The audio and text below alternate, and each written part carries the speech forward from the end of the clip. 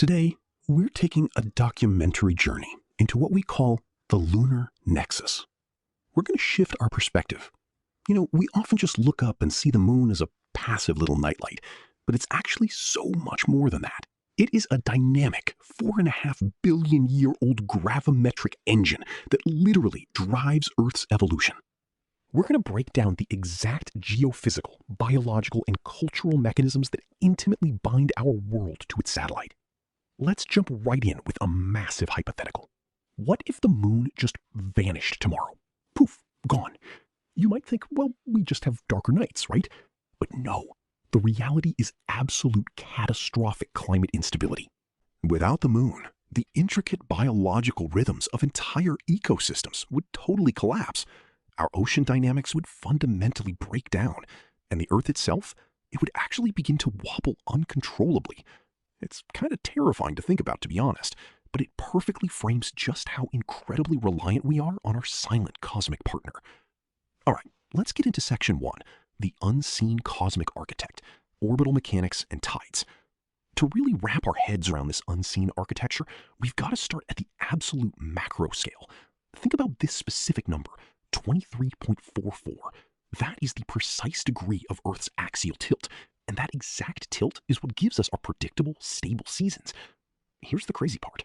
Without a massive stabilizing satellite like the moon, our fast-spinning little planet would be super vulnerable to the gravitational pull of huge gas giants like Jupiter and Saturn.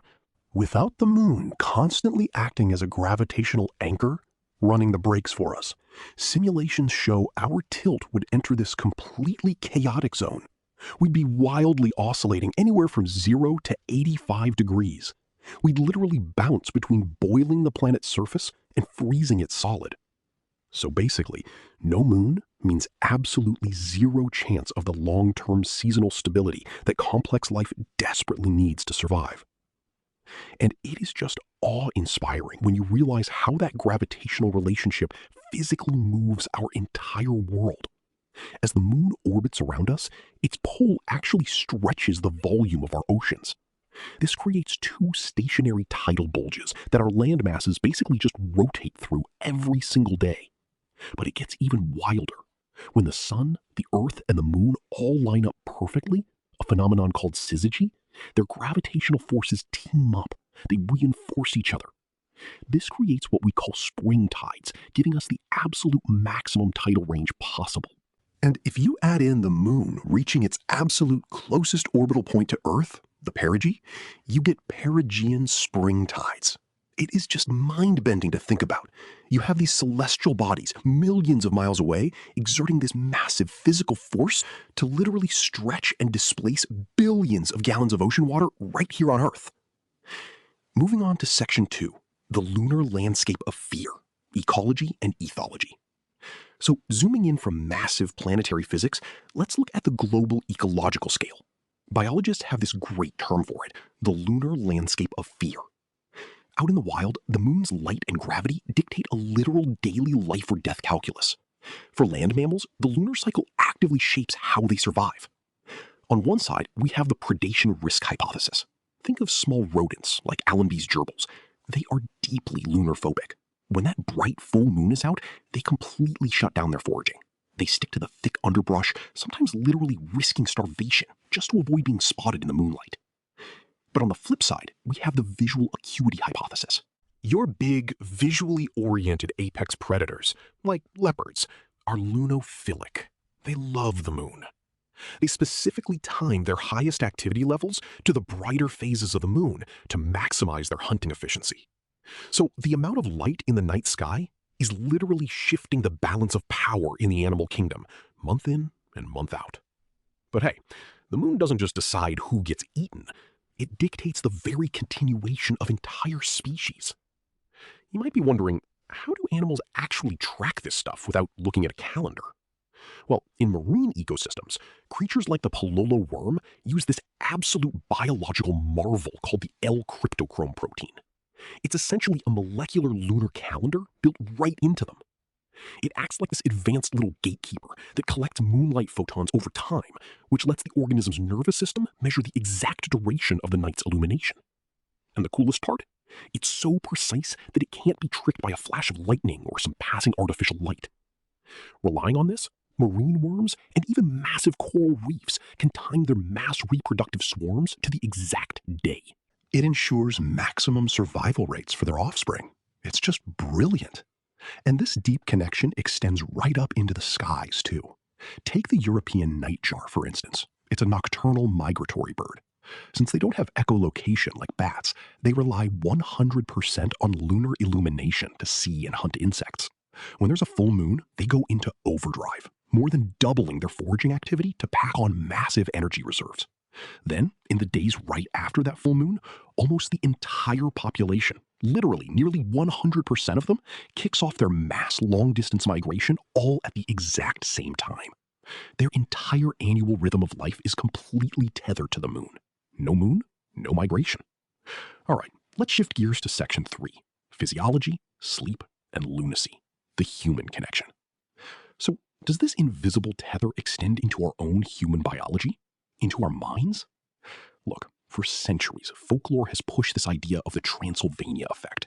You know, the classic belief that a full moon triggers huge spikes in crime, wild birth rates, and overflowing emergency rooms. Well, we really need to clear the air on this right now. Modern meta-analyses, looking at decades of police records and hospital admissions, have totally debunked this. They confirm that the lunar cycle accounts for less than 1% of the variance in these impulsive behaviors.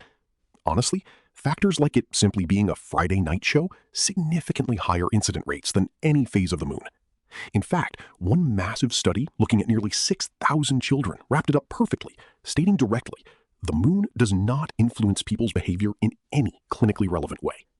At a broad macro population level, this whole idea of lunar lunacy is basically just a myth driven by confirmation bias. Think about it. You remember that crazy, chaotic ER shift when there happened to be a full moon out the window, but you completely forget the equally chaotic shift that happened on a random moonless Tuesday. But okay, let's pivot here to where the actual science lies, because there are some profound hidden vulnerabilities we need to talk about. There's this incredibly pioneering research by Dr. Thomas Ware. He tracked rapid cycling bipolar patients over long periods, and he found something genuinely startling. Their severe mood shifts didn't align with the light of the moon, like everyone always assumed, but they perfectly synchronized with the moon's invisible gravimetric tidal cycles. It's fascinating. The 14.8-day spring neap cycle would frequently trigger mania, and that massive 206-day perigee-syzygy cycle, that's when we get supermoons. That cycle would completely reset a patient's entire mood cycle. Researchers found that during these gravimetric peaks, the brain's internal circadian pacemaker actually becomes misaligned. Instead of locking on to our standard 24-hour solar day, it entrains to the 24.84-hour lunar tidal day. This mismatch causes extreme sleep deprivation, which is what then triggers the mania. So yes, humans absolutely do possess deep, latent physiological sensitivities to lunar gravity. We just didn't know where to look. And it is just fascinating, because even in totally healthy individuals, highly controlled sleep studies, we're talking labs with no windows, no natural light, have shown that human sleep architecture literally changes around the full moon. Researchers consistently see a 30% reduction in EEG delta activity. Now, delta activity is the absolute vital biomarker for that deep, restorative sleep we all need. During a full moon, our natural melatonin drops, and it takes us noticeably longer to fall asleep. It's led to this really intriguing shared realization among scientists today. The leading evolutionary hypothesis right now is that early evening moonlight served as a crucial environmental signal for our ancestors. It told them to stay awake, to hunt, to socialize, while the visibility was high and it was relatively safe. So we literally still carry this ancient vestigial echo of the moon cycle deep within our sleep architecture today. Which brings us to section 4, the ultimate timekeeper, archaeoastronomy. Let's zoom back out to the cultural scale now and dive into the realm of archaeoastronomy. Long before we had mechanical clocks or watches, the moon's incredibly predictable waxing and waning gave humans our very first empirical framework to actually build organized society. And the cognitive leap required for us to start mathematically tracking time, it is beautifully illustrated across history. Over 10,000 years ago, hunter-gatherers in Scotland built the Warren Field Monument. It's this massive series of pits purposefully aligned to lunar phases, effectively making it the world's oldest lunisolar calendar. Fast forward to 1600 BCE, and the Babylonians were running incredibly sophisticated lunisolar calendars based on astronomical records spanning entire lifetimes. And then, by around 100 BCE, the Greeks built the Antikythera mechanism.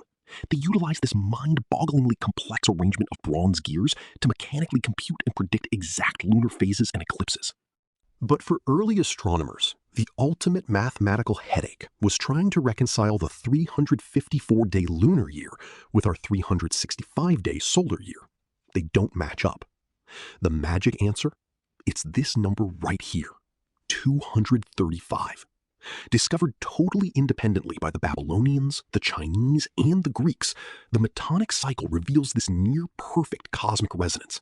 It turns out that 19 tropical solar years equal exactly 235 synodic lunar months. The margin of error is literally just 2 hours and 5 minutes over almost 2 whole decades. By figuring this out and systematically adding a 13th leap month based on this cycle, ancient astronomers permanently locked the lunar phases to the solar seasons. And that mathematical genius still anchors the lunisolar calendars that millions of people actively use around the globe today. All right, our final stop, Section 5, Deities, Myths, and Milestones, the Cultural Matrix. Because it was the single most dominant dynamic thing in the night sky, and our ultimate timekeeper, the moon was naturally elevated to divine status in almost every single ancient civilization. Now, in modern Western consciousness, we often code the moon as feminine. That's largely thanks to Greco-Roman traditions honoring goddesses like Selene and Artemis, or Chinese mythology revering Chang'e. But comparative linguistics actually shows us that masculine lunar deities were just as common worldwide. You look at the Mesopotamian god Sin, the Egyptian god of wisdom Thoth, or the Norse god Mani. These were all supreme masculine figures, and they were the ones who guided agricultural cycles, mathematics, and time itself. Really, throughout human history, the moon has served as this ultimate blank canvas for us to project our deepest mythologies about cyclic renewal, fertility, and the ever-shifting tides of fate. And when you step back and look at the whole timeline, you really start to see the grand synthesis of our relationship with the moon. We started with the development of those brilliant Babylonian lunar calendars around 2000 BCE. Then we see the establishment of the purely lunar Islamic calendar in 622 CE. And it goes all the way up to the massive technological triumphs of NASA's Apollo 11 and China's Chang'e 4 mission, landing a rover on the far side of the moon in 2019. It's an incredible journey. We've literally transitioned from worshiping this celestial body as a literal deity to mathematically tracking it just to survive, to physically walking on its surface so we could unlock the secrets of how our entire solar system was formed. Which brings our documentary explainer right back to one final provocation. We've seen how the moon's gravity commands the tides, how it secures our climate, how it literally governs the hunting grounds of apex predators, orchestrates the reproduction of massive marine reefs, and remarkably, even tugs at the deep sleep architecture within our own brains. The moon is absolutely not just a passive rock orbiting our planet. It is the silent, unseen architect of Earth's entire ecological geometry. So I have to ask, next time you look up into the night sky, what are you going to see? Just a glowing nightlight or the cosmic architect of our world? If you want another interesting videos like this, click on the screen.